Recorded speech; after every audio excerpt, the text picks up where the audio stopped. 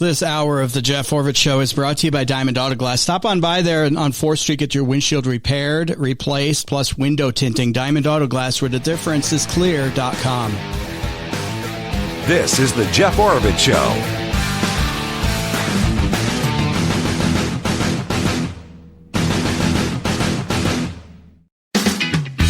All right, welcome everyone. Hey, thanks for listening. Jeff Orvich here. Happy to be here with you today. Hope you all had a great weekend. Angela's here with me to get us caught up on a few news items. I know it's hot out there, but it's not as bad as, at least it's a dry heat. I will confirm that. I was in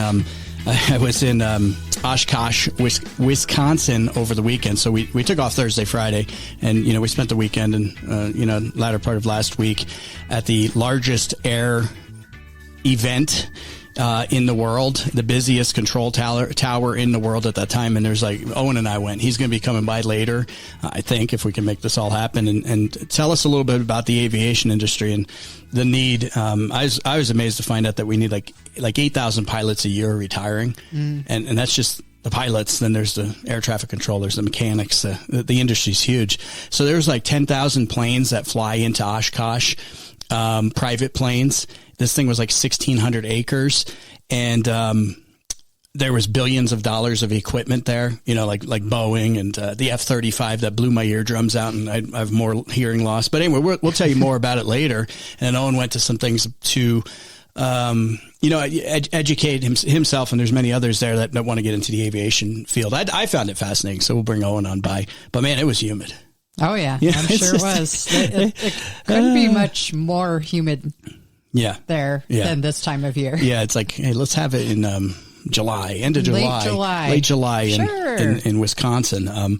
So I know it's hot out there. It's I think it's 90 in Flag right now, something like that.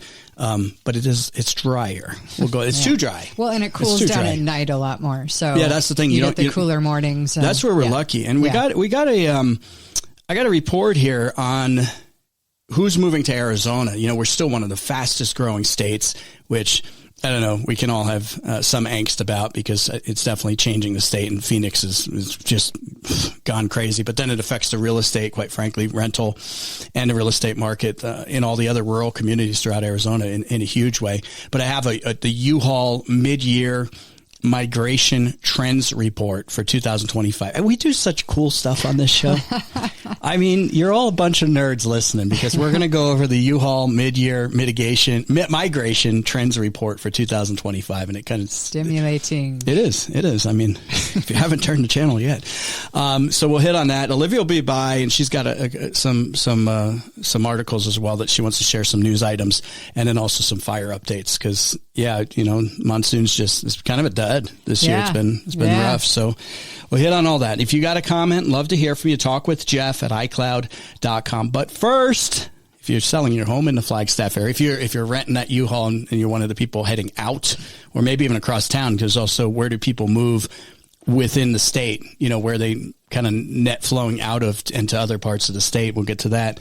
But Kelly Broadus with Broadus Properties Group, brokered by EXP. She can help you out and help you get top dollar for your home. She's been doing this, as you know, for a very, very long time. She's my real estate expert, and I appreciate all the knowledge she shares here on the program, and that she shares with her clients who decide to sell their home with her. And she was on a couple weeks ago, and it is a tougher market than it's been in a while.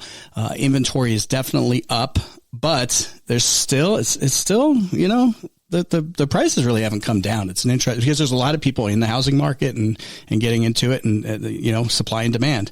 Anyway, call Kelly Broadus. She can help you out when you're selling your home. Any of those life events that are taking you to where you got to sell and you're moving to somewhere else, job transfer, whatever it may be.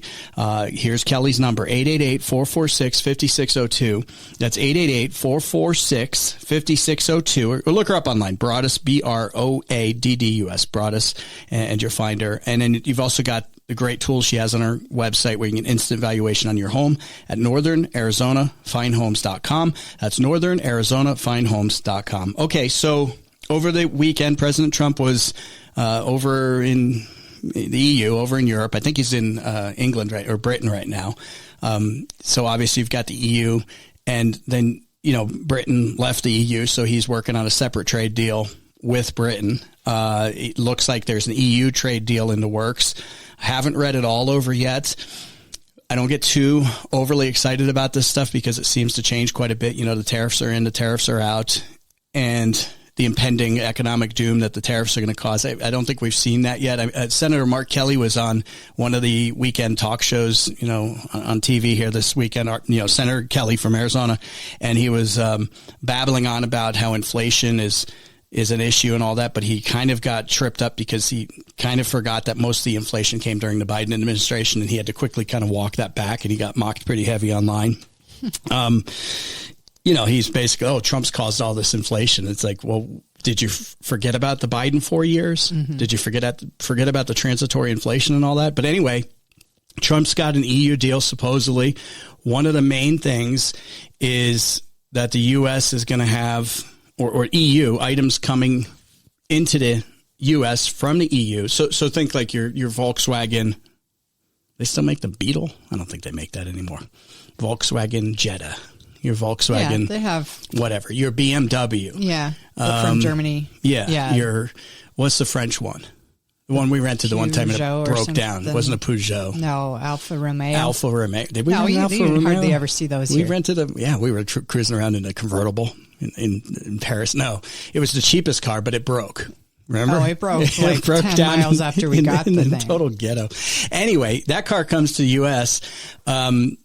They've been having a good time. You know, you just dump your products on here, right? And you can sell, and it's a happy time. You come to the biggest market in the world, and it's happy days for everybody else. And they'd have no problem with putting tariffs on our goods over there, though. No.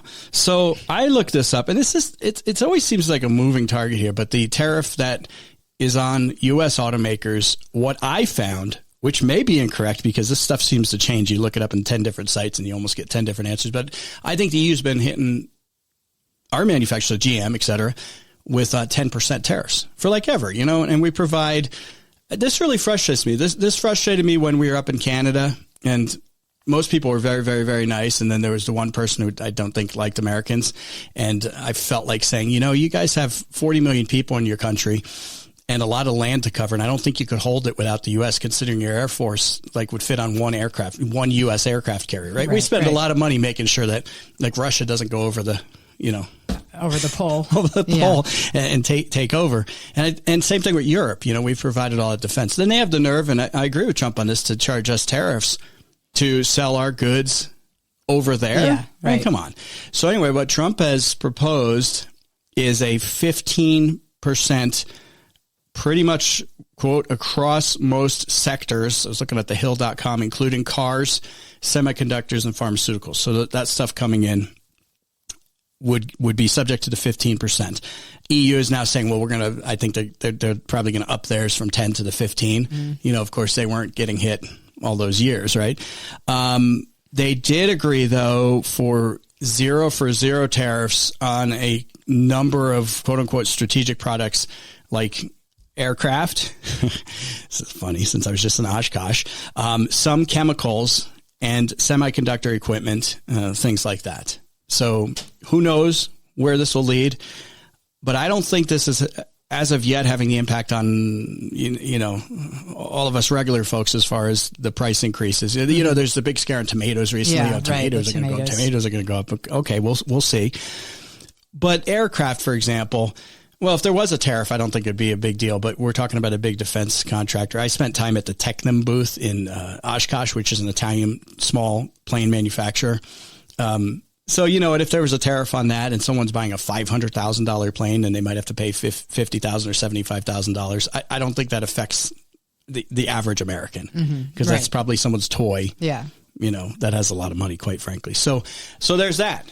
So we'll see how it impacts and see what actually happens. So now the one he's doing with Great Britain, we'll see where that goes, and he keeps kind of going on. He also said something today to the effect, because Putin and the Ukraine, he didn't want to meet with Ukraine. He basically says, I don't got time for him. He's pissed off at Putin. Yeah. He's given him that ultimatum. I think there's 2 weeks left. You know, it was, you're going to do this or else. I don't know what the or else is yet. Probably tougher economic sanctions would be my guess. I'd hope that that's where we're at and not a deeper or else, because I don't think the world wants that. Not. Yeah, that's scary stuff there.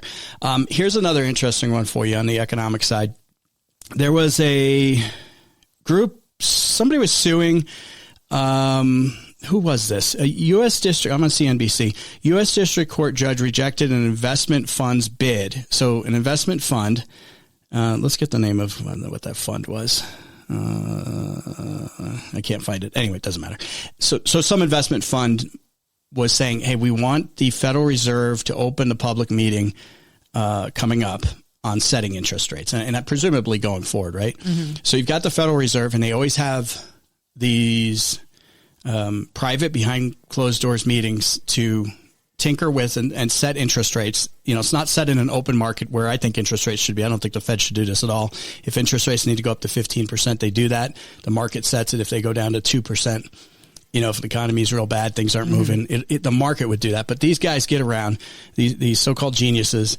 Can't remember the amount of Fed presidents there are, but let's say there's 10, 12 of them in that room, and they decide that we're going to lower rates, and they vote on it. They do all that. This fund wanted the group to be open and us to be able to see the actions of government. Right. Yeah. Which we should be in that. I know. Right. Right. Yeah. Now, I'm all for Congress when Congress is meeting, or there's certain things like you're talking about strategic things, top secret things. Okay.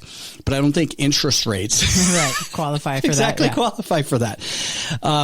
They brought it to court under what's called the Sunshine Act. We're very familiar with that here in Arizona because all meetings, for example, in Arizona are supposed to apply to the Sunshine Act, supposed to apply, and every public meeting in our state, at least, you're not supposed to meet as a government body, a school board, a council, the legislature, this and that. Not more than if you have a council and there's 7 members, 4 people can't meet behind closed doors and be making decisions without sunshine, without the open meetings, right? They violate open meeting laws in Arizona. Well, it's a similar thing. I mean, federal stuff should be the same thing, and it should have the Sunshine Act.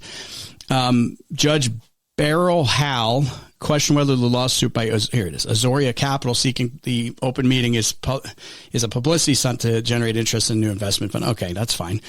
Fair enough there. But basically, the one thing that I found here is that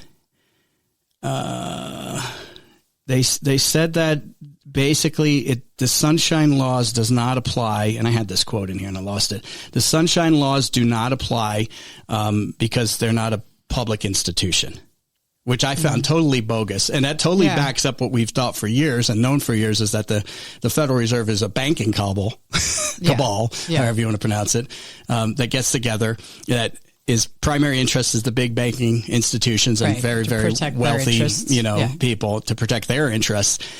But yet they act like this is all for the public good. But you try to open up the meeting, and then some judge steps in. They always find a judge and says, basically, this isn't a public organization. This isn't like this isn't the government. But but they're directly connected to and intertwined with the government. Yeah. So I found that fascinating. Yeah, that doesn't seem right. Yeah, it doesn't seem right, but that hasn't been right for a long time.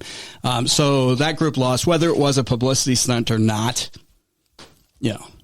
whatever. But I think it's pretty revealing what comes out when they say basically, this isn't a public organization. Even if that's true, what's the reasoning for not having open meetings? I mean, we all know what the answer is most likely, but I mean, if they're not trying to hide anything, then why not have an open meeting? Exactly. Why not just open it up? Why not? Open it up. The Sunshine Act should require that, but obviously the Federal Reserve is into their own interests and not the but it's like, general what are they interests trying of to this hide? country. Why wouldn't they allow it? Yeah, I do want to find that quote because it was better than the way I explained it, but I lost it. Anyway, talk with Jeff at iCloud.com. Love to hear from you. Get your comments in. We'll try to get to those in a little bit. I think Olivia, did I say Olivia's coming by? I said that already. Yeah, Olivia's coming by in just a little bit. All right. Before we move on here, if you're looking at your investments and you're thinking, hey, I want to get a second set of eyes on my investments, Glenn Least of WT Wealth Management would love to hear from you. He offers a free, no obligation consultation WT Wealth Management also has a proprietary woke mitigation portfolio review that they can do for you. They can look at it, make sure you've got don't have companies in your portfolio unless you want them that are more into woke policies. There's still a lot of them out there. They're still there. They might call it new names. We might have to get rid of woke. It's probably something else. It's not diversity, equity, inclusion anymore. It's something. I don't know what it is yet, but they've got a new name for it that they're working through the system, I'm sure. Anyway, call Glenn Least at WT Wealth Management at 928-225-2474. That's Glenn Least at WT Wealth Management. Get that free, no obligation consultation at 928-225-2474. This is the Jeff Oravich Show. Gettles High Desert Mechanical is a family-owned company. Brothers Adam and Ted Gettles have been servicing your HVAC heating, cooling, and plumbing needs in central and northern Arizona for over 30 years. Gettles High Desert Mechanical provides full service, new construction, custom design, retrofitting, etc. They do it all. For service for the Verde Valley, Sedona, and Flagstaff area, call Gettles High Desert Mechanical at 928-567-2200. For service in the Prescott and Tri-City area, call Gettles High Desert Mechanical, 928-772-2751. That's 928-772-2751 for Gettles High Desert Mechanical. This is the Jeff Oravich Show. All right, welcome back. Angela's here with me. Love to hear from you. Talk with Jeff at iCloud.com. So what our state is called the Grand Canyon State? Well, that's one thing. I guess we have a lot of names. We're very well known for mining. Oh, copper? Copper. Yeah. Very good. Copper State. We got the old dome down there at the Capitol. It's the right? Is that the you copper said you were going dome? to talk about the fires, so I didn't know. Oh, which one okay. are you talking about? Yeah, okay, yeah, Copper yeah. State. You're right. I tripped you up. Somebody out there said Copper State. We're at Grand Canyon State as well, though. It's the 5 C's. Go ahead. Copper, climate. I thought this was like on Elf. No. It's Cotton candy. No. Candy corns. Go ahead. It's copper, climate, cattle, cotton, and citrus, I think. Citrus, huh? Uh-huh. I think that's what it is. All right. Well, copper. We need copper. Copper is important. Hasn't been a new copper mine in a very long time. The process is very long to get anything approved. Arizona has a lot of copper. Most of the copper in our country comes from other countries. South America's big. Chile is a huge one that produces copper. It takes 8. This particular one, these guys are excited about, and this is a copper company that's drilling in Casa Grande. And outside of Casa Grande, they're actually doing it. Electric Santa Cruz project. So Santa Cruz, about 40 miles south of Phoenix, and Casa Grande aims to be up and running by 2028. So this announcement just happened, only 8 years since it started the project. So I guess in the mining industry, this guy, Taylor Melvin, and we're going to have by the way, on mining, we're going to have the guys back from the uranium mining update this week. So I'm looking forward to that. The Taylor Melvin, the president and CEO of the Tempe-based company, said it's like tomorrow in mining terms. It's incredibly fast and incredibly efficient. And so they're happy. They're happy about an 8-year project, 8-year, get up and going. Yeah. So you think about the capital outlays. Sometimes these projects live through multiple administrations. Mm-hmm. To get going. So anyway, they're going to start doing this. It's like 6,000. They've been doing core samples. They have over 6,000 acres of land, plotting the best places to mine. And then I think I was reading that there was actually going to be the smelter for the copper was going to be right there. Because I guess there's only two copper smelters in the country. You know, we used to have a lot more, and nobody wants anything like this in their backyard anymore. You know, everybody wants their iPhone. Everybody for copper, we're talking the EVs and all that. Think about all the copper you need for all the applications, electrical generation, this and that. Everybody wants AI. Everybody wants their phone to pull all these gobs of information, right? But nobody wants the the mine that's required. Yeah, right. I just had this conversation with somebody about up in Canada. I said, it's so vast when we're up there, and you could cut down a lot of trees and nobody would know. You could put a mine, nobody would really know. Oh, but you're going to ruin that beauty. I was like, yeah, but you like your iPhone, right? You like your car. Yeah. You like all this stuff. Well, you need to have these mines. They don't want the footprint that it requires. Yeah. And that's the bottom line. So let's see. I'm sorry. Ivanhoe Electric and other U.S. copper companies. Construction of the Santa Cruz project will employ 900 full-time workers, falling to around 600 after completion during the mining phase. Many of the positions, this is on Fox Business, will pay six figures, and the jobs are all but guaranteed for the next 25 years. I think the life is probably 23 to 25 years, something like that, which I maybe try to get these guys. We got the uranium guys, so maybe we can get these guys on. So we might have that going on and more mines opening up here in the country rather than importing it. And then also what's been happening too, because there's so few copper smelters, is they have had to export the copper to other countries to turn it into the wire and this and that. Yeah. So then ship it back. And then ship it out. Think about if you could put like what is little Apple AirTags? Put an AirTag on these things and track like the stuff we're doing. We came through Washington there a few weeks ago, and they have tons of apple orchards up there. There's a lot of apples that go over to like China, for example, to get squeezed into the concentrate. This is why I stopped buying the cheaper apple juice like years ago at Walmart, and I wanted to say fresh squeeze, like in this hemisphere. They would go over in big ships and get squeezed in China for concentrate, and then ships back here to make the juice. How does that make sense for a gallon of apple juice that you buy in the store for $4 or whatever? Yeah. Right. And then who knows where the plastic container comes from? Right. Yeah. And you track all this stuff. Yeah. It's insanity. So anyway, more jobs possibly coming. And this has been a big part of and something that I really do like about the Trump administration is pushing to streamline, utilizing our resources in this country and in our state, quite frankly, and to get all this stuff done. So good news there. Well, and I was going to say, if you do talk to anyone from that mine, I'm curious what the laws or rules, regulations are for when they stop the mining, or I don't know how long it would be until they stop the mining. How they said 23 years. Oh, okay. Is when it'd be played out. So in 23 years, they shut it down. Do they have to revert it back to like the landscape that it was before? Because I don't know what the rules are here in Arizona, but we've watched some of those gold mining shows in Alaska, and they have agreements that when they're done with that part of the land mining gold, they have to convert it or retrofit it, whatever you want to, however they say it, restore back to the original landscape, meaning they can't just leave their piles everywhere and their tailings and all that stuff. I don't think I think there's a state component to this, but it's federal requirements, I believe, that make it that they have to bring it back to its original condition. Yeah. And that's a good question we'll ask on the uranium side. And I think I have asked it before when I talked to Curtis Moore this week on the Pinion Mine north of Williams there.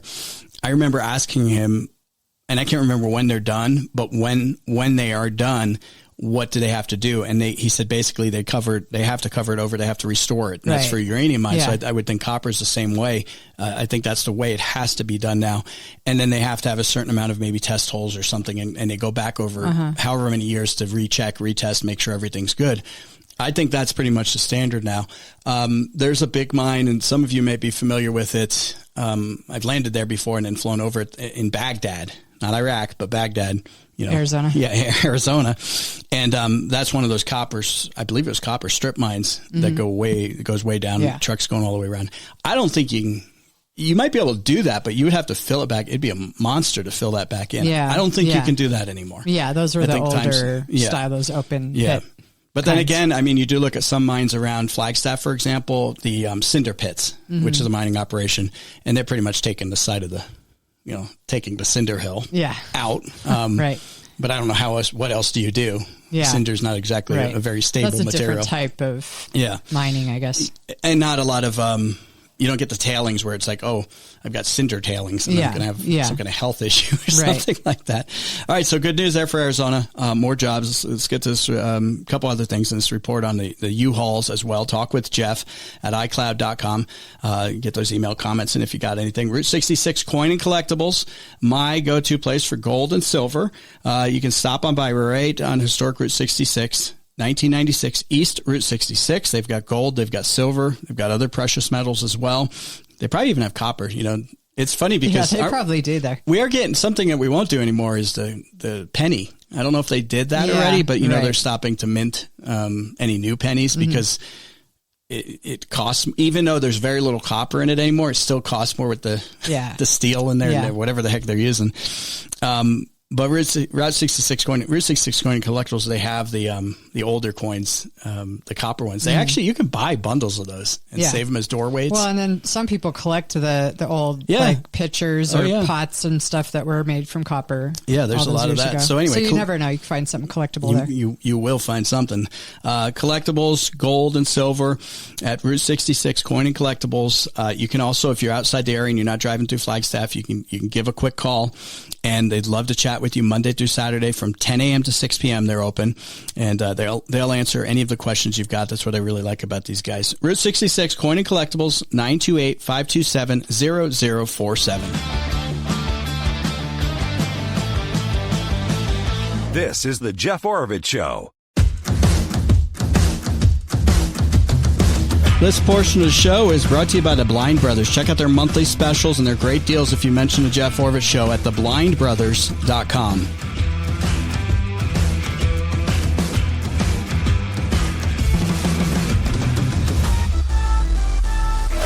All right, welcome back. Angela's here with me. Love to hear from you. Talk with Jeff at iCloud.com. I'm going to try to bring my son Owen in about the last quarter of the show. Those listening on radio, that's 5:30 hour, or zoom forward if you want to hear about Oshkosh flying, the aviation industry. There's a lot of fascinating stuff there, and Owen's he's the big nerd on this.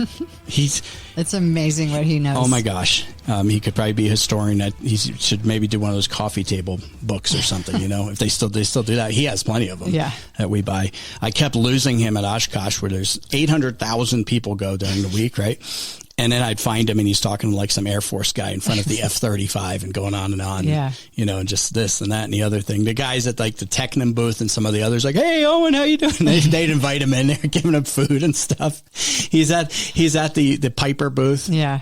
Where the cheapest plane is $440,000. That's the entry level plane, right? And they have a $10 million jet there. And he's in there chowing down, hanging out with the Piper people. And I'm just like, oh man. Anyway, let's hit on the Sedona one. Let's do a local one. Okay. This is Sedona. This is the land of the turquoise arches, right? Yeah. And it's like, that was always kind of the joke, whenever that happened, that McDonald's couldn't put up the yellow golden arches. It had to be a turquoise color. And so they have a really strict sign code and building code, and it has to all look similar, and that's how they want it there, and whatever. Anyway, the water company that supplies the water for a portion of Sedona, they wanted or needed to put in a new water tank. And according to this article on Arizona Daily Independent, they spent almost 4 decades trying to come to an agreement with the city of Sedona as to where to place this water tank. For Earth decades? Are we talking like another planet or something, another galaxy? It says decades. 4 decades. Wow. So they couldn't agree on where to put it for that long. And so, do you remember where you were 4 decades ago? I was like, how many people retired? Okay. Anyway, they finally did do this underground water tank, 1.5 million gallons, and they put it underground, which is unusual because most of them are above ground. Yeah. And according to them, this article says that they had to comply with the city and the surrounding area, the people that live around the location that was agreed upon. Yeah. And the residents there and the city wanted them to bury it. First of all, bury it, which is, like I said, is unusual, but also camouflage it so that it doesn't look like a water tank, which I don't know if it's underground, how that is, but so they had to put a structure on top of where the tank is that looks like a house so that would kind of blend better. Okay. Well, this whole project has cost $20 million, and the water company claims that $6 million of that was an additional cost to bury it and put the structure up. I believe to it. please the people for excavation. Yeah. Right. So the water company went to the Corporation Commission and wants to get reimbursed by the city residents that get the water there, because it's not all of Sedona; it's like a portion of Sedona. So, but they service other communities that didn't have any say. So, and they didn't ask for it to be buried and camouflaged. So, the Corporation Commission unanimously approved that the water company can charge the residents that are affected in that area of Sedona for the $6 million to get paid back. So in water rates, and something that's interesting. Added into their water bill. Okay. And it said it was going to be like 45% higher in their bill. It's just because they got a pretty tank.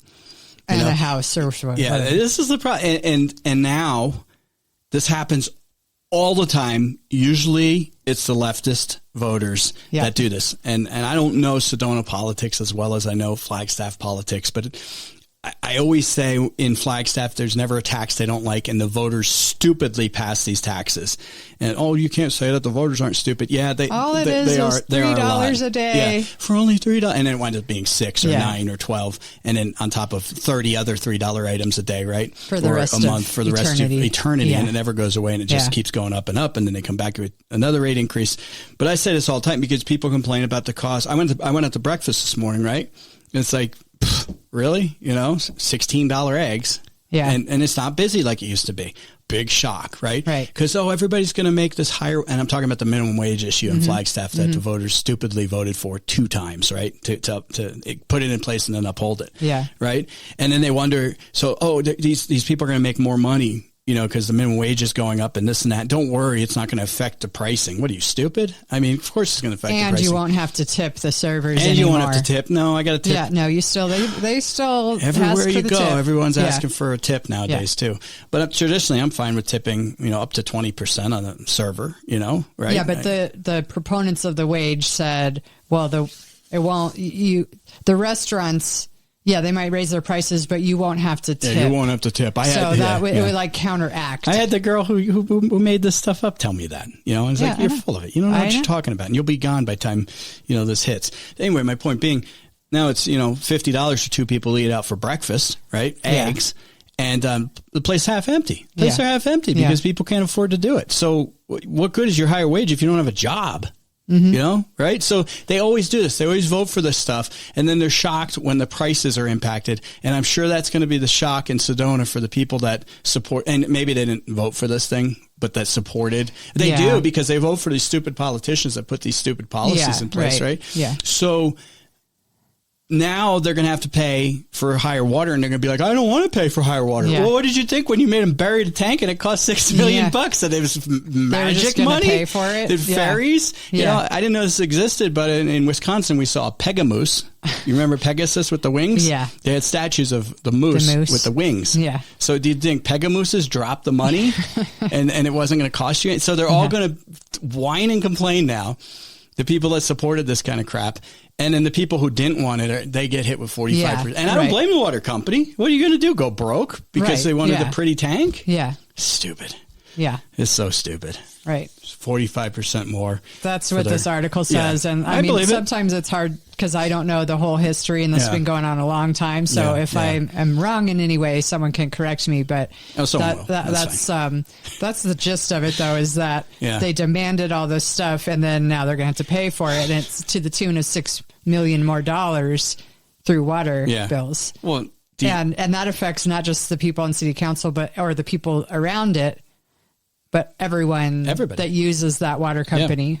in the Sedona area. Well, do you doubt that they demanded this stuff knowing Sedona's history? I mean, I don't. But they might have done that not thinking that they were going to have to pay for it. Yeah. Because I don't know if that was ever discussed up front was, okay, we'll do this, but you do realize it's going to cost your residents $6 million. Yeah. Well, what did you think was going to happen? Yeah. When you have to, I have some buddies that do work down there. Yeah. I don't know what the digging's like, but it looks like there's a lot of rock and Yeah. stuff. There's a lot of rock, right? yeah. It's kind of crumbly, but Yeah. still, I mean, anytime, unless you're digging out in Doney Park or down in areas of Camp Verde, it gets pretty rough. You get out the hammer hose and bury this thing. Yeah. So, all right. Good job, Sedona.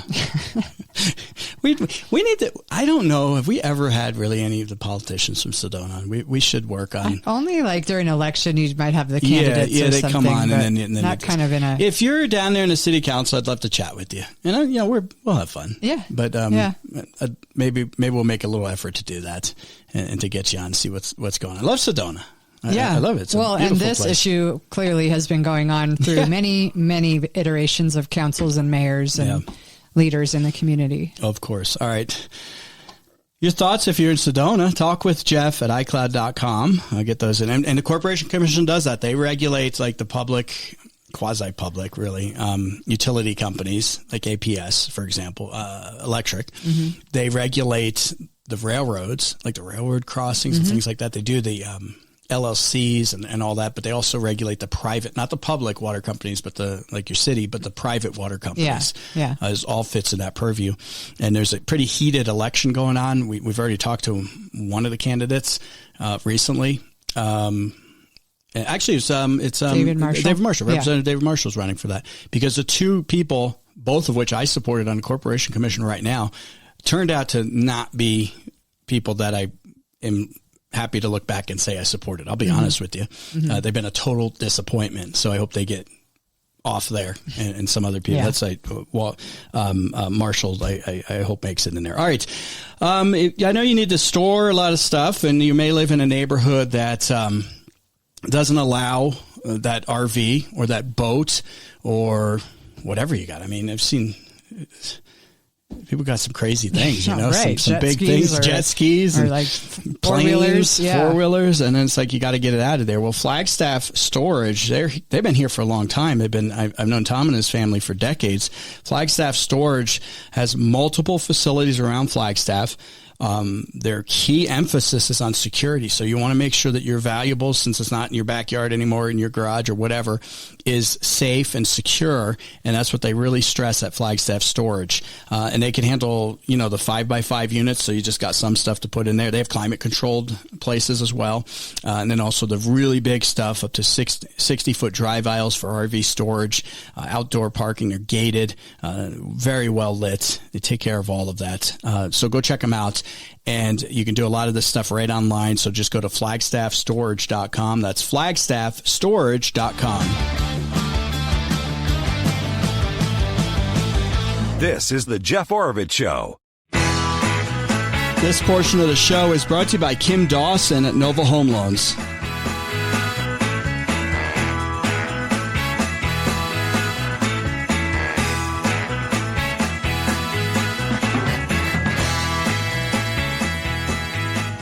I still got to get to this UPS report. I don't know if I got time this hour now. We've got 5-6 minutes left. But I did read this, on the Arizona Republic, so azcentral.com, right?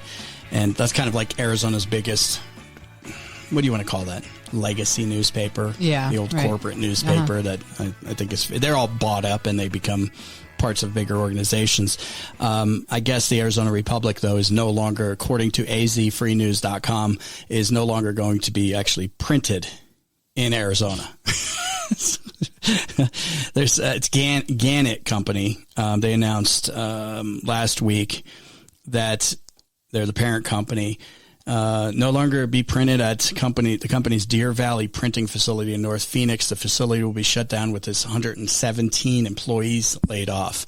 They are going to, the last copies roll off the 300 square foot plant on October 5th, so coming up this fall. Then it's going to be printed, packaged, and distributed from the company's Las Vegas facility.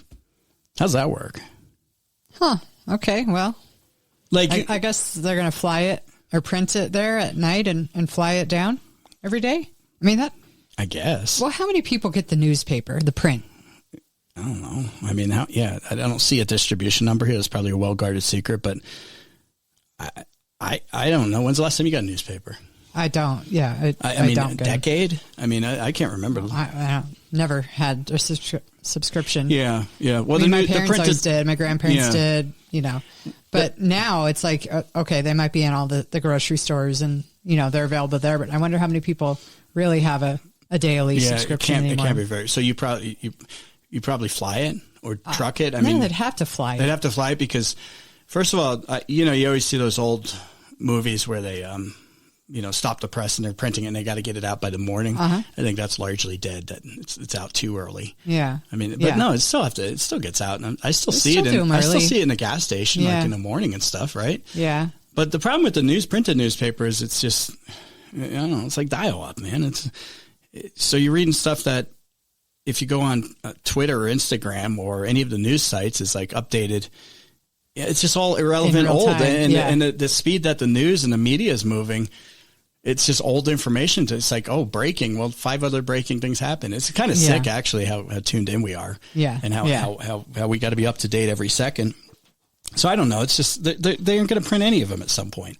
I went to maybe they're just consolidating because I don't see how it can be more cost efficient to fly it down every day, but it must be, or else they wouldn't be doing it. I don't even know what the newspaper costs. I just haven't bought one. I stopped at the in the airport, Sky Harbor. They have the what used to be the magazine section. And I hadn't really looked at one of those in probably 5-6 years flying, right? It just the little bookstore and convenience store thing that they overcharge, and what's with the water? It pisses me off. They confiscate your water still. Yeah. And then they charge, it was $4 or stupid. And I like to get a water because you never know. By the time you get up there, I'm like dying of dehydration, right? So I get a water, and, I look at the newspaper, or not the news. Yeah, it used to be the newspaper and the magazine racks. Yeah, it's just nothing. Yeah, it's just that era is just come and gone, and it's just the way it is. So anyway, another era ends. The magazines will be gone. The newspapers. What's the other thing? Cable TV. Where you still eventually, the landline is there's still somebody has a landline. Oh yeah, people do. Yeah, but that's just all less and going less. away to dodo bird. Okay, we didn't get to a lot, so we'll carry it over to the next hour. If you got any comments, love to hear from you. Talk with Jeff at iCloud.com. Hang tight, more to come. Back in a few.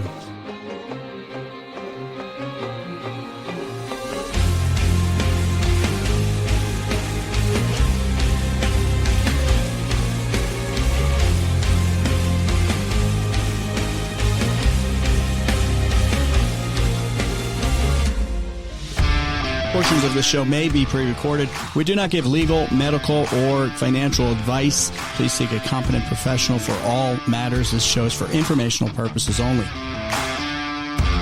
If you're enjoying the show and you're listening or watching the podcast and you haven't subscribed, please hit the subscribe button right now. Also, I'd appreciate it if you shared the show. We got all the links to all the different places you can watch it and listen to it at talkwithjeff.com. That's talkwithjeff.com. This is the Jeff Oravits Show. Hey, this is Jeff Oravits, and if you're looking for a home for rent in the Flagstaff area, check out our full inventory of 1, 2, and 3 bedroom homes at flagstaff4lease.com. That's Flagstaff, the number 4, lease.com. We also have office space available. A one-room suite goes for about $299 per month. Larger spaces are available. Go to flagstaff4lease.com to check availability of our homes and office space for rent. Flagstaff4lease.com is an equal housing opportunity. This hour of the show is brought to you by High Caliber Construction. If you're thinking about that awesome project, new construction, decks, kitchens, bathrooms, you name it, give High Caliber Construction a call right now at 928-526-2156. This is the Jeff Oravits Show.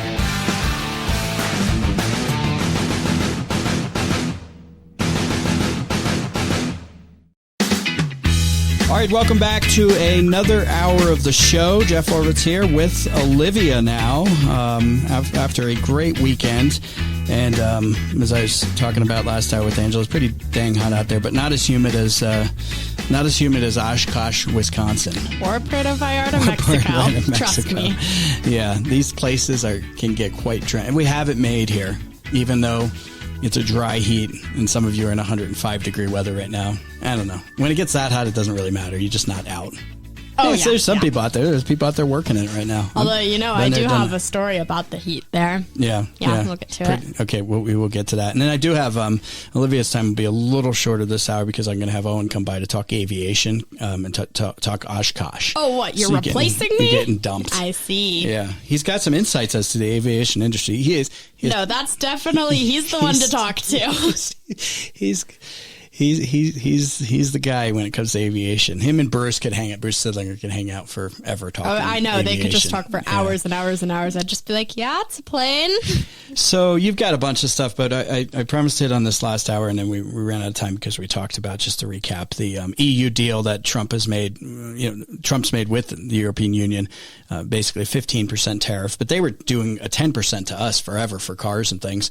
So now it's reciprocating to 15, and then EU is going to do 15. Some things are zero, like aircraft, things like that. So we did hit on that last hour. Plus, on the economic side here in Arizona, it looks like another copper mine coming. First one in a very long time, possibly a smelter, because we need copper if we like having things like electricity in modern society, right? So possibly it looks like this copper mine is going to be up and running by 2028, I believe is what they had said when I read this report. The Casa Grande area down there. So that's good news there.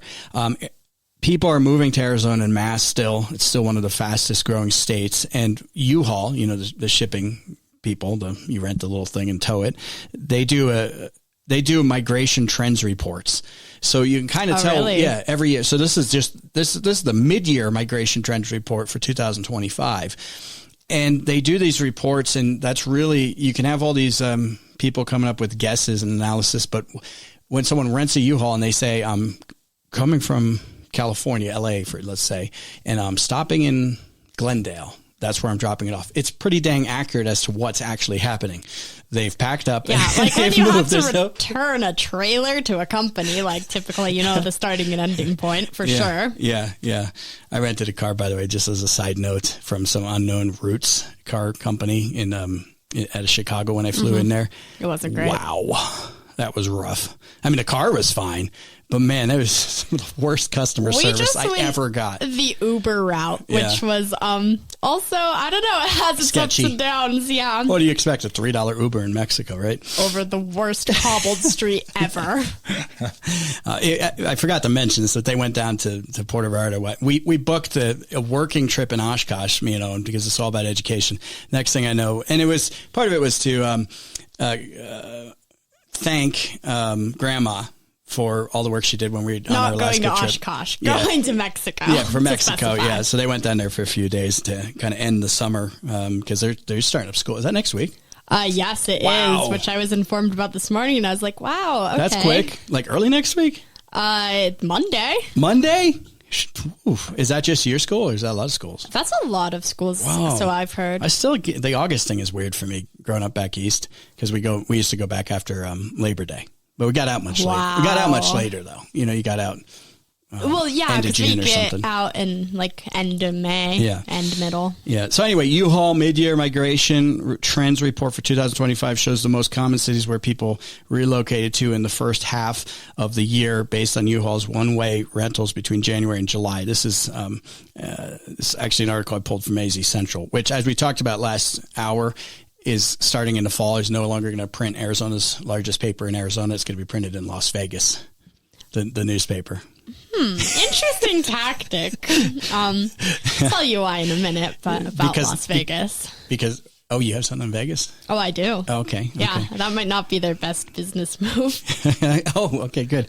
Anyway, so where are people going to, or where are they coming from as they're moving into Arizona, one of the, like I said, fastest growing states? They're coming from California, number one, Texas, Colorado, Nevada, Washington, Utah, New Mexico, Oregon, Illinois, and Florida rounding out. I'm surprised about Florida, the top 10. The top 5 U.S. cities outside of Arizona where new Phoenix residents are moving from, according to U-Haul, the actual cities. Number 1, Las Vegas. Las Vegas. Oh, that's funny. Oh, no, okay. I'm sorry. No, number 1 is Los Angeles. I'm sorry. I saw Los. You got the I Los. excited there. But number 2 is Las Vegas. So Las Vegas, Denver, Salt Lake City, and Seattle. Salt Lake. Have you guys been up to Salt Lake? And have you ever been there? Have you been there recently? That's grown phenomenally. I mean, that's grown a lot. Yeah, That's it's like merged with the other towns. Oh yeah. It's a nightmare to drive through because there's one major route. But that one, has grown a lot. So, top Arizona cities sending residents to Phoenix is another part of the U-Haul report. I guess it's possible if you're moving intrastate there, within the state, you just load up the pickup truck or something. So maybe they don't capture the whole scope of this. Not everyone uses a U-Haul. Yeah, but it gives you an idea. Phoenix also draws heavily from within Arizona, according to U-Haul. In-state moves continue to fuel growth, especially from Tucson, Prescott, Flagstaff, Lake Havasu City, and Yuma. It's jobs. That's what I was going to say. There's no other reason because, maybe someone listening really loves Phoenix, but I'm like, it's just a big city. There's just lots of stuff there. Yeah, well, some people like that because I got lots of family that lives in Phoenix. Like my older sister, she gets the season's pass to go. To watch the Diamondbacks, for example. So they're at the game every other night. That's why you go there. Yeah, there's lots of people. There's lots of things, lots of opportunities. Yeah. So I get that, but I also love rural, and even smaller cities like Flagstaff, like Prescott, even Sedona, even though they do their silly things down there. Former Valley residents are heading to places where are people moving from, from Arizona. They're moving to places like Las Vegas, Denver, San Diego, and even California's coastal cities. Okay, just not so the same. Just an exchange not route. the same numbers though. There's more. There's more people coming in. That's good enough on that one. But it is interesting. Okay, what's up with Vegas? Well, I have an article on why they're losing visitors. Okay, and apparently residents. I know, as well. I know. But they are Not gaining more visitors. printing from the Arizona Republic, no longer printing the newspaper. But go ahead. Yeah, so they're having downturn in tourism, hotel occupancy, general visitor numbers, and all of their spending. Mm-hmm. It's all going down. Just data saying there's a lot of reasons. One is rising costs, with especially the nickel and diming, $28 water bottles and what did I see, $33 bagels or something like that? No. Yeah. But does it have gold shavings on it or something? I know. What was in that bagel? What is the bagel? That's But it's I remember this from I don't remember the last time we were there, but when we stayed a night, the resort fee that they charge. I hate the resort fee. Yeah, the parking fee, and then just surprise charges for basic things and early check-in and all that kind of thing. Yeah. Well, every little thing. Real quick, because I remember when we stayed there a couple of years ago, we were coming back from California, actually, and I wanted to stop by because it had been years. And I also wanted to go to that Pawn Stars place, and just check it out, which is just kind of a dopey thing to do, right? I got a hat. And anyway, the picture. I booked this place, and I think it was at Treasure Island. I don't know if you're familiar with that one. Decent hotel right in the middle of the Strip. Good location, and they have a really good pool and all that. And I was lured in with it was $80 a night. And I was like, wow, $80 for something right on the Strip. And then by the time they added all the crap, it was $200. And one of the things they added on was the resort fee for the awesome pool that they had. And then we show up, the pool's closed because they're remodeling the pool. Come to find out, they sold the place, and I think it's being I think Hard Rock bought it or something, and they're renovating it. They knew very well the pool wasn't going to be open, and they weren't renovating it. They just closed. They charged me a resort fee, and there was no resort. Yeah, it wasn't like it was a surprise clogging or something that, or an issue. It wasn't that they were well aware of this plan. Yeah. Did you get that refunded? No, I went there and argued it, and then nobody has any responsibility anymore. So they're like, oh, sorry, we have a resort fee. And I was like, they might have given me, because I was irritated, because my plan was you guys would go swimming and me and Mom would go have some fun, right? And they may have given me a coupon for one of their bad restaurants or something like that, right? I feel like I remember getting breakfast. I got you're right. We did get that after I whined about it. Because I hate getting ripped off. I hate getting nickel and dimed. And I think that is it state or federal now? They changed it to where, or maybe the companies are just doing this when you book something that it shows the price now. Like if you go on one of the travel sites, like all included, it shows it all minus maybe the taxes, which can be exorbitant. So you get a real idea and you're not getting lured in. What I got pissed off this past weekend, while people are tired of getting nickel and dimed. The car company, get this, they had a border fee. I flew into Chicago and I rented a car to drive up to Wisconsin, and I go up there. There's a big sign. If you're driving out of state, there's an $11 a day cross-border fee. And I was like, cross-border? I mean, is there a border guard? It's not like you're going guard? to another country. Yeah. Is there a checkpoint? And she just looked at me, no. And I was like, I'm kidding, but obviously there's not a checkpoint to drive. And they ripped me off. They got me lured in on the lower rate, and then they threw in a border fee at this Routes car company, rental company. It was awful. And then I get up there, and I rented a mid-sized just car, cheaper on gas and this. All we got is a Jeep. And I was like, fine, obviously don't know what the reservation's for. I was like, as long as the Jeep is $328, I don't really care, because the Jeep is like twice as much. But my point being, people are tired. I bet you what's going on in Vegas is people are tired of getting nickel and dimed, and it's gotten so expensive. And that's what one of the larger reasons. Yeah. And also, you can tell by that surprise, because you'll confront people about it when it's a total ripoff or whatever. And I'll be watching or whatever. And you can tell by the surprise on their faces how they're not used to dealing that most people just accept it. In a way, either true. they don't come or they go and they just do it. They just pay for it. So now instead of trying to find a way around it, they're just not coming. I have a hard time accepting things. So do I. I just get mad when I know I'm getting ripped off. And then I also get mad at the other people that just take it, because if enough people just say, no, you're ripping me off. You're ripping me off here. Yeah. And now their visitor rates are dropping. Of course, because people aren't spending as much. Yeah. Look, you all may remember this. You go to Vegas, this was 20 plus years ago, and you get the $6.99 steak dinner and all this, or the steak and egg breakfast, things like that were cheap. You'd find all these places. It's all gone. And you also remember that it was always seedy, right? But the seedy has just surrounded the hotels. You go off the grounds and there's people there's a lot of panhandling, begging. They used to have a kind of a tight grip on all that stuff. Last time I went, and they hand out the adult content, the flyers to anyone passing. To anyone. And they used to have just some dudes out there, and I swear they were all illegals, right? It was just always dudes handing this stuff out. Now it's the girls all done up like you're in the adult place, right? Mm-hmm. So who wants to go there? It used to be you might bring your family, which I wouldn't recommend, but if you did, there was you send them to the amusement park thing. Yeah. It's so far from now family it's just friendly. So nobody wants to deal with that. And I wonder what the impact did this article or this study or whatever. What is the impact of in every community? There's a Native American casino. Oh, you know what I'm saying? Yes, Everywhere you go. What's the impact there? That is very true. Why am I going to go so far? I just want to go play some cards and it used to be they just had the slot machines in all these casinos, right? Everywhere I pass them by in Wisconsin, they're everywhere in the country. You used to need to fly all the way to Las Vegas to go gamble around the country. Or the other one was Atlantic City. That was, and then down in Louisiana, I think they had some, where you take a boat out over the international, 7 miles out or whatever. That's gone. Every community, if you're a gambler, go down the road. You just go.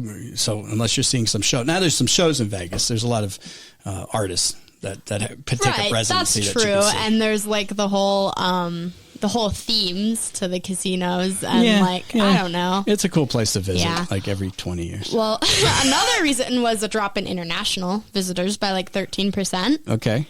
Which apparently international visitors are the people that stay the longest and spend the most. Oh, probably. Yeah. And again, go over to China. There's huge. Macau is a huge gambling place. It's as big as Vegas. So they've got, it's just a market has developed in a huge way. Okay. So there you go. Vegas is, and Laughlin's changed. There's that I thought would explode, and it's gotten, sketchy, it's got the river right there. You think, So talk with Jeff at iCloud.com. Love to hear from you. Hey, American Trailer Company has a huge selection of trailers right outside of Flagstaff. So you can head on out there. They've got acres of trailers there, flatbed, utility, cargo, my dump trailer, well, not mine, but the same model I bought, or bigger ones. If you're a contractor, you don't need to go to Phoenix, hot down there. You can get a great trailer from American Trailer Company. If you mention the Jeff Orbit Show, which you definitely should, you get 5% off their in-stock trailers. That is worth taking a ride from if you're in Prescott, Verde Valley, you name it, Sedona. Maybe you're working in that big water tank they're putting up there that they're hiding.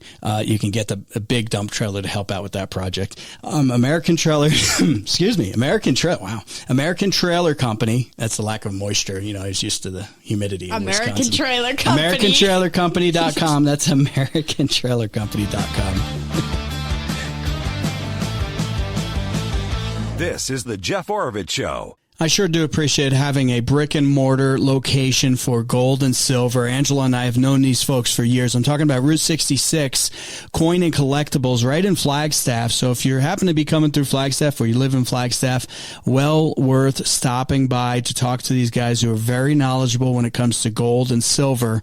Here's the address, 1996 East Route 66. Now, if you're outside the area or if you're going to their brick and mortar location right there in Flagstaff on historic Route 66, they have nationally guaranteed pricing, so they're super competitive and super knowledgeable. So give them a call right now, 928-527-0047. They get any amount of physical gold and silver shipped to you easily, conveniently at great pricing, and they'd love to talk with you. 928-527-0047. That's Route 66, Coin and Collectibles at 928-527-0047.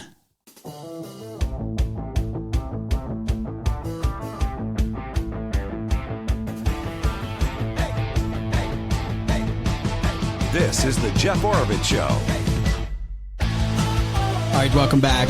Talk with Jeff at iCloud.com. Olivia's here with me. Owen coming up to share some aviation insights as well, so hope you stick around for that as well. Okay, the online thing. Yes, as I look at my screen to read this, Americans spend nearly half their day online, work or play. A new poll is showing. Half their waking day, I hope. I know. I was like, that wouldn't compute if it was like literally 12 hours. 12 hours. How long? Okay, so the average person is, so are we talking 6 hours? I could believe that. That would be about right, which, I mean, that sounds like so much, but when you do really think about it, you're like, okay, if you watch something like every night or something, and especially if you work online, like we're doing work online right now, show prep and doing the show and all of that, and like if you're doing school, writing essays, doing homework. I'm staring at two screens right now, so maybe I'm upping the average a bit. Oh, yeah. Does that double it? Yeah. You answer a couple texts, I don't know. And I got my phone so here. Quick. Yeah. So, okay. Well, that's not good. Yeah, it's not, especially for, they call it the screen zombie Americans, more than 10 hours daily. Yeah, you got to go outside, man. Yeah, that's probably a lot of the late night stuff, is that you stay up really, really late, like on your screens and whatever. Yeah, it's kind of a sad state of, I mean, there's so much on there. There's also so much junk. I mean, I can't tell you how many times like I'll sit there and I've got maybe the TV on, but I'm also kind of doing work on the laptop or researching something or some kind of dividing. So that would maybe count as the two screens going on. And then I might have my phone there, and I don't think I'm unusual. And then I have my phone next to me, and people are texting me or something. Yeah, and you look at it to replying answer. Back, and well, not all of these are completely like bad or wasteful either, because it's like about half. Out of 10 hours, it was like 5.4 are like browsing, working, gaming, looking at social media, reading emails, or paying bills. But there's also there's like, because there's social media and there's just streaming and watching TV and stuff, but then it's like shopping online, doing work assignments, doing school, reading emails, that kind of thing. Yeah, well, even school, and you said you are going back, and many people are going back next week, I guess, throughout Arizona. Your class time, they say don't bring you can't have your cell phones and this and that. I think, is that still a thing? Yeah, apparently it's even more strict this year. I think it's more strict. I thought there was wasn't there state law or something that went in that you had to have a cell phone policy last year? Yeah, is that the schools actually have to like I don't know. But what do they do though? Policy. But yeah, you have to create a policy, whatever that may be. Some are just saying you have to basically drop your phone in the big bag, or if you get caught with your phone, they incinerate it or something, right? Or they have the thing where it like goes up into the office and the parents have to come like get it for you. Yeah. Which is, I get, but one of the first things they do is say, well, we got to do this research. Everybody pull out your laptop or your iPad and look up X. Right? Every class needs it. Yeah. There is not a single class I think I've ever been in, like in my older school years, that you don't listen to her older school years, her senior years. That I like don't need to do something in just for the assignments. You write stuff online because they don't have you write it out like on paper. Yeah. And you have to research online or use this program or that program, or we're learning coding or doing this like, I don't know, online simulator or whatever. Is coding still a thing? I mean, is that there's with AI? You wonder if that's even like the way to go. Well, we learned it in engineering anyway, so you got a basis of it, I guess. But you're going to just tell AI, code this for me, and then you're a coder. True. You're an AI assistant, basically. We drove. Obviously flew out of Sky Harbor and drove up, and I drove for the first time the flex. It's called the flex lanes. Did you guys drive that coming up? So when you're coming out of Black Canyon City, you've got those weird little flag things that come down, or gates. And the flex lane for the first time I've driven this was open. So this was a third lane that they put in.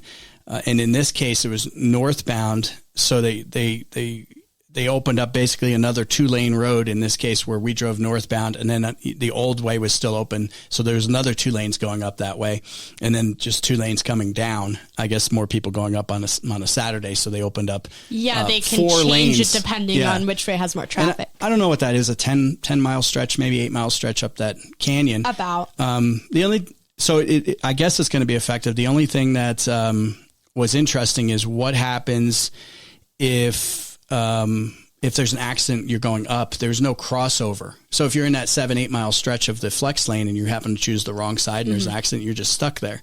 Yeah. But it was cool to have that. I kind of thought maybe you just do a frontage road and you divide it up and you always have a slower traffic going on the left and right side.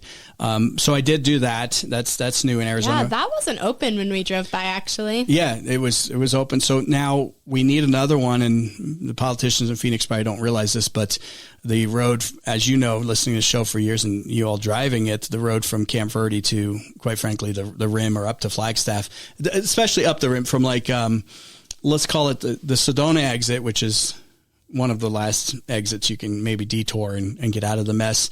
I think after that you got Stoneman Lake, so you could go up to Lake Mary Road that way as a detour, but you get stuck after that. We're going to need flex lanes there. Case in point, I'm coming up. This was probably about 8:30 p.m. on over the weekend, right? I think it was Saturday. Saturday night. Yeah, and I was 15 cars. Fire truck came by. 15 cars were in front of me. Maybe that they cut off the road. There's a car on fire on the side of the road. It backed up down to like Camp Verde. And so the road was shut down. We sat there for 45 minutes. This happens a lot. The car was totally incinerated. It was just gone. So we're probably going to need those flex lanes there. But that project took like 6, 7, 8 years, something like that, from concept to completion. Arizona traffic fatalities still near record levels as far as, is this national that, we're at the head of the line here? It is, but it's also in comparison to like other years just in Arizona. Okay. That like it's gone down slightly from 2023 because this is a 2024 survey of like the whole year. But you got to look back. Yeah. We're not through 25. It's like 2023 was like the peak, like high year, and it's gone down a little, as in like a couple thousand less. Like the total number of crashes in 2023 was 123,000 or a little over, and then in 2024 it was more like 121,000.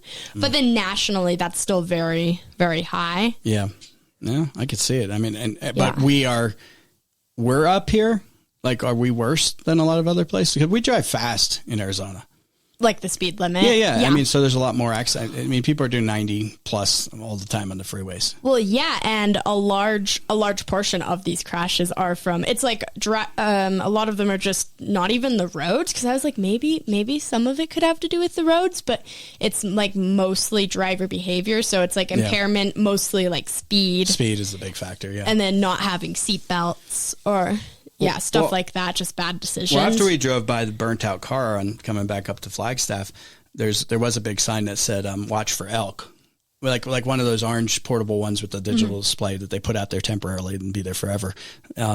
It's the elk strikes. They're doing that overpass by Munns Park or somewhere out there. Yeah, like a little after that, I think. Yeah, and I still had people, and we were coming up, it was dark, and, I back off to around 65, 70, especially coming up on the rim. And I just don't think people are aware of what the elk will actually do. If you hit like that, the damage it could cause, you're not just going to be fine. You'll be dead if you do 90. You won't be able to stay in control. You'll probably be dead at 65 too. I don't know. Yeah. In Wisconsin, whenever you go back east, it is amazing. They drive a lot slower. Even in Wisconsin with the fields and farm fields, and it was straight roads. I was finding myself very frustrated because everybody was like consistently doing 60 to 65. Right. And they don't have like cliffs. Yeah, that's true. And the roads aren't very windy, at least there. It's pretty straight, and traffic. Lots of hills or anything. Traffic wasn't too bad. All right. Love to hear from you. Talk with Jeff at iCloud.com. Olivia will be looking out for those email comments throughout the week or last week before she has to head on back to school. DeMarco's Pizza, 3 locations in Flagstaff, plus out in Munns Park. Did you know that they've got Yes, I did. I saw that driving by. We do. They don't have the indoor seating there. It's takeout only. But right next door, they got Sports Munns. Sportsman's in Flagstaff, so they got Sports Munns. And they've got a really beautiful lounge bar area in there. So you can order pizza in there and actually sit in there, and they arrange that. Or you can do the takeout from DeMarco's Pizza if you're in the Munns Park area. And then 3 locations in Flagstaff, so you can get great lunch specials throughout the rest of the week from 11 to 2. And it's usually like $10, $11. You get pizza, salad, drink. It's really good. Really good stuff. We take the family out there, usually once a month, sometimes twice a month. Sometimes we do go there. Sometimes we do the pickup. Depends on the month. And you can order. So you can order that pickup, namarcospizza.com. That's namarcospizza.com. This is the Jeff Orovitz Show. This portion of the show is brought to you by Diamond Auto Glass Windshield Replacement, Repair, plus window tinting for your vehicle and your home. Check them out online. thedifferenceisclear.com.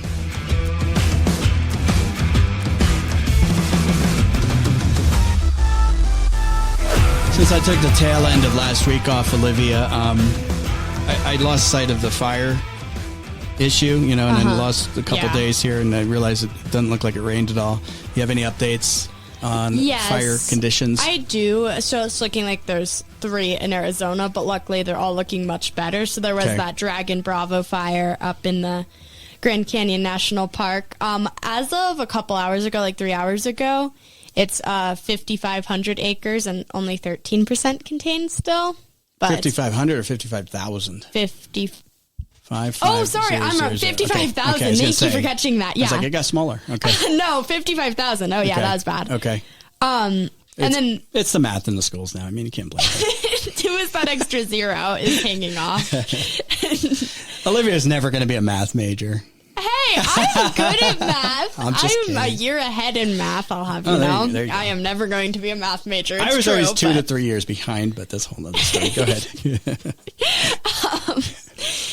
The White Sage Fire, and that was the one that was always bigger. This is a little old, but it's 7 hours ago. 59,070 acres, but that one's 83% contained. Okay, good.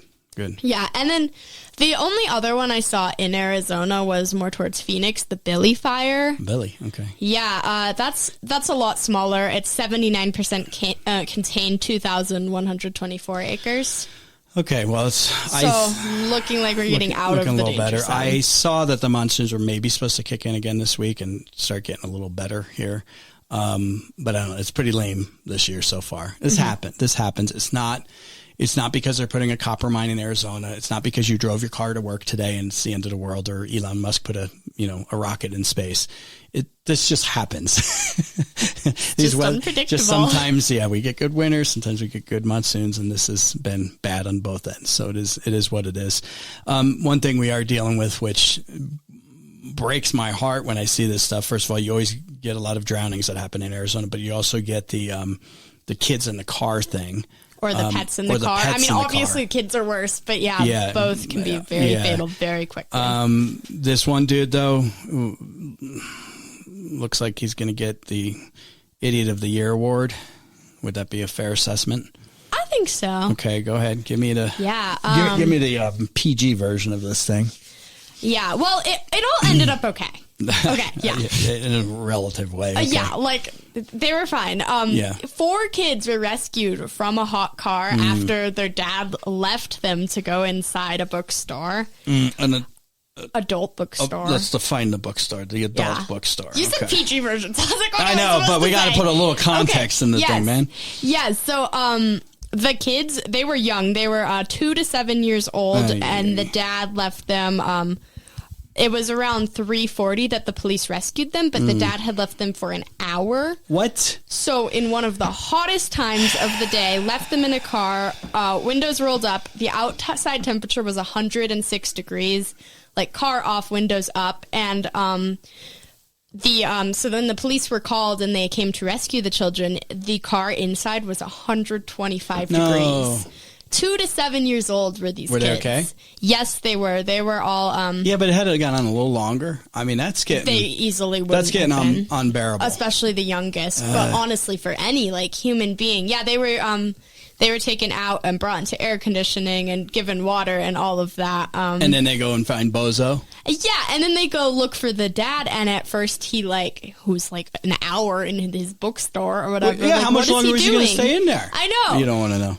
And at first he said he claimed that wasn't his car, and he was trying to hey, my kid, hey, my babies. I mean, you got to be kidding me. But he was arrested. He's charged with 8 felonies, 4 for child abuse, 4 for endangerment. So 1 for each kid. Okay. Wow. Yes. What do you do with a guy like that? You know what I'm saying? I have no idea. First of all, you got to. Hopefully, they get to a better situation fast. I don't know what the full situation is, but I got some ideas what you do, but I won't describe them on air because someone may say something negative. Not negative, but maybe bad. I mean that's horrible. And then you got the hikers still doing the things. Yeah, for another heat story, 2 people rescued off Camelback Mountain due to It's heat. always Camelback. This happens all the time. It really does. Yeah. So 2 needed to be rescued. This was out of a group of 8 heat-related issues around 11 a.m. On Saturday. Yes, this past Saturday, a few days ago. So 1 had to be rescued by helicopter, and then 1 by stretcher, and the other 6 in the group were able to get out okay. But these were out-of-towners, people who just didn't know what they were doing. Yeah, but how can you... Okay. But, you can feel the temperature outside. I mean, when you... Okay, 11 a.m., so maybe... I don't know. I'm just speculating here. You started hiking at 8, and you realized it was already 103, right? Or 105. Which I have to have say, some common sense don't here. Understand why anyone would even want to hike. I know. hike. It's let me... Well, sometimes... And they're probably wearing wearing flip-flops, and they're carrying the 12-ounce little thing of water. Yeah. It's just I mean, my experience last year with the whole Tucson thing, and we went hunting. And I feel like I'm pretty good at this stuff, and that got me. Which really shows it can happen to anyone, I mean, but especially if you're not prepared. 100 plus degrees, and we're out there for 5 hours, and all of a sudden I stand up and I'm like, and I was felt like I was going to die, and that could have happened if you just didn't have water, didn't have help, and things like that. But yeah, I guess the out of towners, I guess. But hey, I was in Wisconsin. It was hotter than heck at this thing. It was humid, and we just stopped a lot for cool downs and and drinks and drinks and more drinks. So, okay, I got to let you go because I'm bringing in Owen. We got to talk some aviation stuff. So you're kicked out of here. Fine. Olivia. I'll be back. Yeah. Don't forget about Timberline, and she'll be back throughout the week. Timberline Firearms and Training, 5 minutes north of the Flagstaff Mall. World-class training for you and your family. If you're new to firearms, if you're seasoned at this, and all points in between, call them up. 928-526-7900. Book one of their training courses right now, including carry concealed, including stop the bleed, talking about being prepared for any situation out there. They also have the awesome indoor shooting range, which is really cool, literally at, when it's 90 degrees outside. So go check that out. Just take a quick drive out there or visit them at timberlinefirearms.us. This is the Jeff Oravits Show. This portion of the show is brought to you by Go Lightly Tire out of Flagstaff. Go check it out if you need great tires, great prices, customer service. GoLightlyTire.com.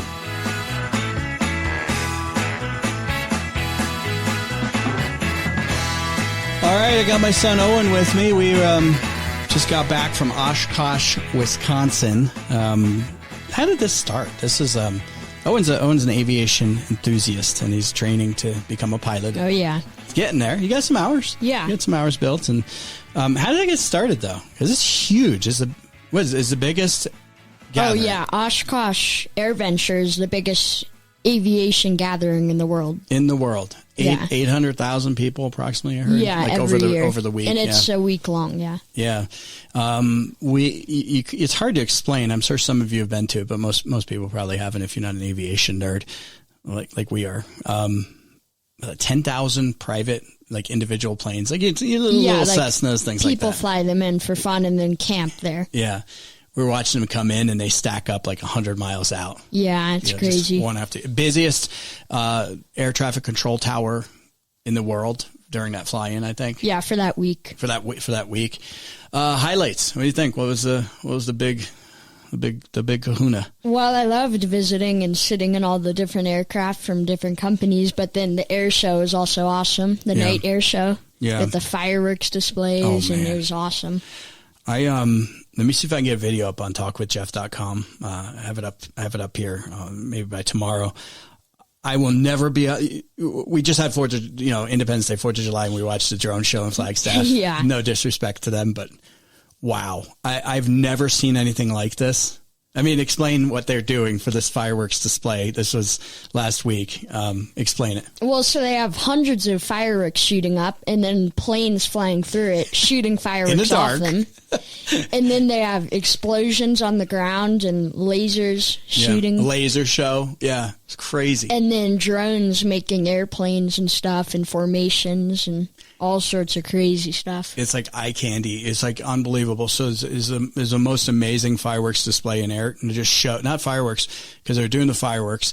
And then there's a plane doing loops launching fireworks in the dark while fireworks are being launched up around them, right? And some of these guys, you got to wonder about their mental condition. I mean, some of the maneuvers they make.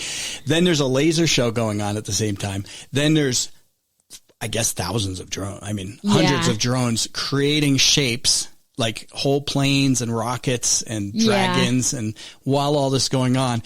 And then it ends and they do ground explosions, look like napalm going off the strip of the runway, and the whole thing's on fire. It's just, it was spectacular.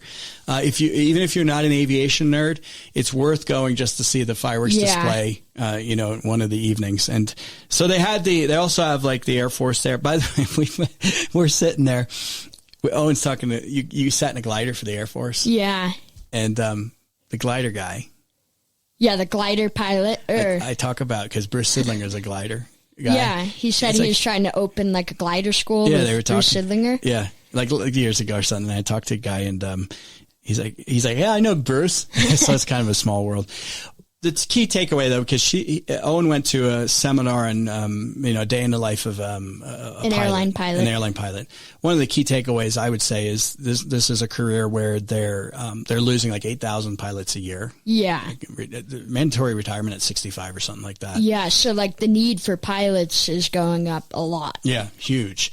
But then there's kind of the what's different is you think you're like flying. I was actually surprised at how how hands off they are a lot of times. Yeah. A lot of stuff's kind of, I mean, talk about that real quick. It's kind of pre-programmed. Well, yeah, so the flight is already programmed in. The pilot and co-pilot do the takeoff, and then a few minutes into the climb, the autopilot basically takes control of it all the way down to landing where they landed again. So just the final So you part. basically get paid for sitting and getting the greatest view ever. Is that why you want to do it? No. But when you're needed, you're needed, you know. Yeah. But some of these guys that work for like 7 days and then they'll have 7 days off. And Yeah, and like cargo pilots will fly around the world, and like they may have a few days in between flights and get a vacation in some other country somewhere. yeah, they may have like a layover for a few days. Yeah. Like one guy was like, I was in Dubai and then I was somewhere in Southeast. He was like in Thailand or something. Yeah. Yeah. And so he has a couple days to go to the beach and stuff like that.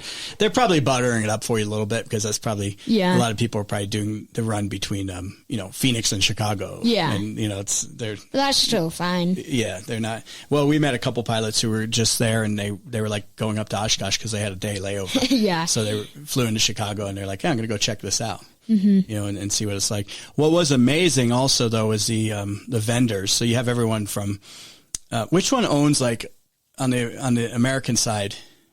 Like Textron, Textron. Aviation, They own what? Cessna, Beechcraft, the big companies. Yeah. And yeah, they had a whole grass square filled Yeah. with planes. And So we're sitting and we're going into these planes, and we're like, "What's the price on this one?" It's like a jet. yeah. What, $10 million?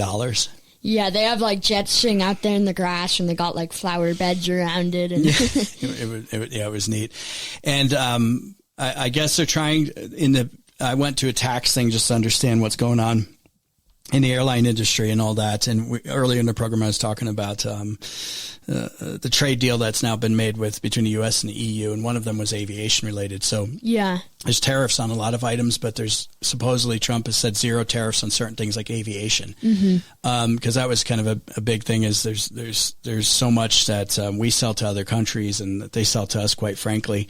But then in the big beautiful bill, I guess there's all kinds of incentives to try to stimulate the aviation industry even more, because it's really lacking a lot of people. Yeah. To fill these positions. So it was cool. I it liked was it. great. Yeah, we nerded out for a few nights, and it's something another aviation memory that Owen and I have. Yeah, so it's good stuff. I'll get the picture up there or the video of this air show / fireworks display up at talkwithjeff.com. We've experienced more hearing loss because if you haven't heard an F-35 go by at 600 miles per hour 100 yards from you, it's something else. And a MiG and a Messerschmitt. Yeah. It's pretty cool. All right, a lot more to come this week. I hope you all have a great, safe night. Take care. See you soon.